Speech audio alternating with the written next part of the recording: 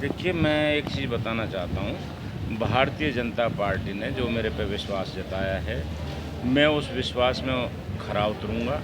मेरी जनता जनार्दन, मेरे जो मतदाता हैं, भारतीय जनता पार्टी का जो वोटर है, उसकी नीयत और नीति स्पष्ट है।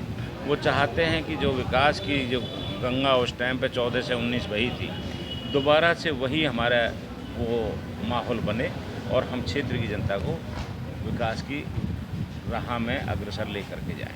किस तरह की चुनौतियां इस बार आप चुनावी मैदान में देखते हैं?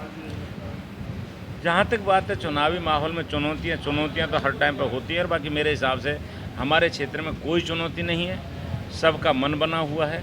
सब लोग चाहते हैं कि भाई टेकचंद शर्मा को, क्योंकि मेरे अंदर ना तो कोई जातिवाद है, ना क्षेत्रवाद है, ना धर्मवाद है। हर आदमी मेरे को पसंद है और मेरे को हर लायक करता है। और भारतीय जनता पार्टी की जो राष्ट्रीय नीति है, उसमें छोटे से लेकर के अदने से कार्यकर्ता को लेकर के कहाँ तक आगे बढ़ाया जा सकता है। अंत्योदय की जो नीति है, उस पर हम चलते हैं। वही हमारा उद्देश्य है। टिकट की दौड़ में जो शामिल थे, जिनको टिकट नहीं मिली, उनको कैसे निपटेंगे? नहीं, उनसे बातचीत करेंगे। अगर भारतीय जनता पार्टी के जो सदस्य हैं, जैसे दीपक डागर भाई हैं हमारे, या कोई हमारे विजेंद्र नेहरा जी थे, सुखवीर मलेरना जी थे, सब टिकट मांगने का अधिकार सबको है। और जो नहीं है, मिली है तो मिलनी एक को ही थी। हमें भी नहीं मिली थी पिछली बार टिकट, हमने कोई विरोध नहीं किया था। हम उसी टाइम पे भारतीय जनता पार्टी के साथ रहे और रहते हुए हमने पूरा उनका साथ भी दिया और आज भी साथ दे रहे हैं। तो आज उसका परिणाम आपके सामने है।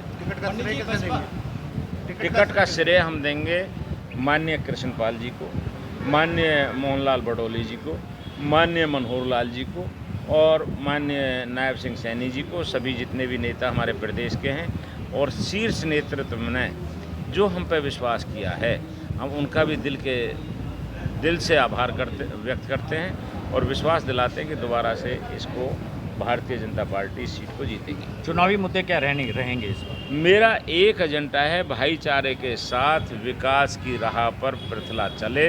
यही मेरा मुद्दा है। मैं इससे दूसरा एजेंडा मेरा कोई कुछ नहीं है। ठीक है, बहुत बहुत शुक्रिया। चुनौती रहेगी रूठों को मनाने की, हाँ, उनसे कैसे पार लगेंगे? देखो, रूठों को मनाना ये तो एक दायित्व है। घर में अगर कोई रूठ जाए तो उसे हम भी रूठ गए थे कृष्णपाल जी से एमपी इलेक्शन में, तो उन्होंने भी तो हमें मनाया और हमने उसमें फिर मेहनत भी की और माहौल को आगे बढ़ाया।